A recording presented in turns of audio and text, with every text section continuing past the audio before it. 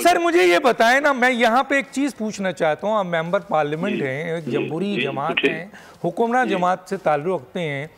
Election commission जिसके ऊपर already जानिबदारी का इल्ज़ाम है, हर सियासी जमात ने तकरीबन इस 2024 के इलेक्शंस को धांधली शुदा इलेक्शन किया है, इंक्लूडिंग आपकी जमात ने भी।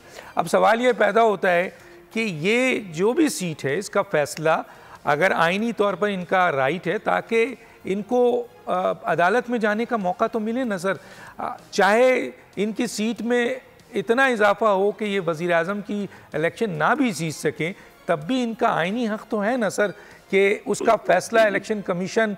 और जबकि 23 दिन गुजर गए हैं सर, 8 फरवरी से लेकर अब 23 हो गया है और फिर 9 मार्च को है, और 9 मार्च में जो सदारती इंतखाब है वो नेक टू नेक है, इनके पास भी वोट हैं। अगर ये रिजर्व सीट मिल जाए तो ये भी बहुत क्लोज चले जाएंगे।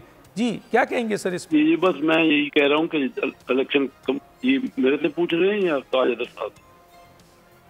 हेलो हेलो जी सर, बोले बोले, मुझे आवाज आ रही है। अगर मेरे से पूछ रहे हैं तो मैं तो वही बात करूंगा कि ताज अदर साहब भी कह रहे हैं कि बड़े एक्सपर्ट वकला हैं दोनों साइडों से, और इलेक्शन कमीशन के पास ये है मामला है।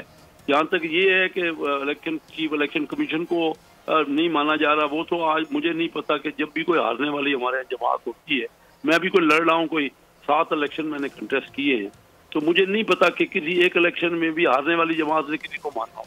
अब अगर कोई फोरम मानना ही नहीं है, ना इलेक्शन कमीशन को, ना ट्रिब्यूनल को, ना अदालतों को, ना असम्बली को, तो कोई फोरम तो सिर्फ यही, और जब कोई यानी सिर्फ वही एहतजाज ही करने हैं और मुल्क की जहाँ पे डेवलपमेंट है उसको रोक ही देना है, और जो हालात है कि 9 करोड़ लोग गरीब हैं उसको तो हमारे मैटर्स डिस्कस हम नहीं कर रहे, हम तो प्योरली कानूनी मुशगाफियाँ बात डिस्कस कर रहे हैं। हमारी असम्बलियों में तो झगड़े हो रहे हैं, कोई अवाम की बात तो वहाँ हो नहीं रही।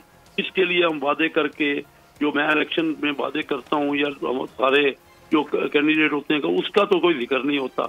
ये पूरे का पूरे सारी कार्रवाइयाँ यही हो रही हैं, एक दूसरे पे इल्जाम तराशी। सर मैं इस इशू पे तो जा ही नहीं रहा, मैं अभी उस पे आई नहीं, मैं तो आपसे ये मैं तो सर कानूनी नुकात पे बात कर रहा हूँ कि एक आपको अपनी रिजर्व सीट मिल चुकी है और आप पहुंच गए हैं सुन्नी इत्तेहाद के आईनी रिजर्व सीट को, जो उनको मिलना चाहिए या नहीं मिलना चाहिए इसका फैसला इलेक्शन कमीशन करे ताकि वो अदालत में जाएं। आप पहुंच गए हैं कि ये भी हमें दे दो। नहीं, मैं तो आपकी बात को सेनेटर ताज अदर साहब ने क्लियरली कह ही दिया कि वो होना चाहिए, आप भी कह रहे हैं होना चाहिए, तो इसमें तो उनके पास जा रहे हैं ना, आपके इन बड़े बड़े वकला, बड़े एक्सपर्ट, आईनी एक्सपर्ट परसू कर रहे हैं इस मैटर को दोनों साइडों से। तो इलेक्शन कमीशन अगर कोई समझते हैं कोई एतराज है तो वहाँ पॉइंट ऑफ व्यू अपना दे रहे हैं, अब उसका फैसला करेंगे इलेक्शन कमीशन। जल्द करना चाहिए उनको, बिल्कुल करना चाहिए।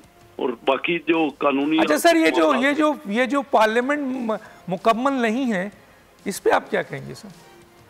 इस पे तो बात ये हो गई ना कि इलेक्शन बिल्कुल पार्लियामेंट मुकम्मल नहीं है, ये तो हमेशा रहता है।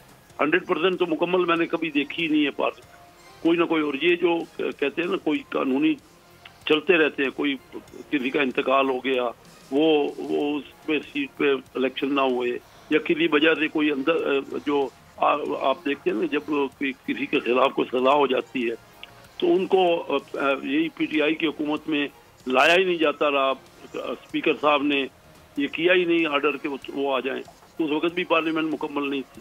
तो ये कोई पहली बार नहीं हो रहा, इससे पहले भी जितनी बार भी आप देखेंगे ना, हर हुकूमत में, या तो मुझे आप बता दीजिए कि आज जो एतराज़ कर रहे हैं क्या उनके वक्त में पार्लियामेंट में मुकम्मल होती थी, जब वो जो जितने हमारे PMLN के या दूसरी पार्टी के लोग अंदर थे, प्रिजन में थे, ठीक है, तो उनको लाया ही नहीं गया। ठीक है, आप उस, लेकिन बहरहाल वो मेंबर तो बन गए थे। खैर, आपका पॉइंट आ गया।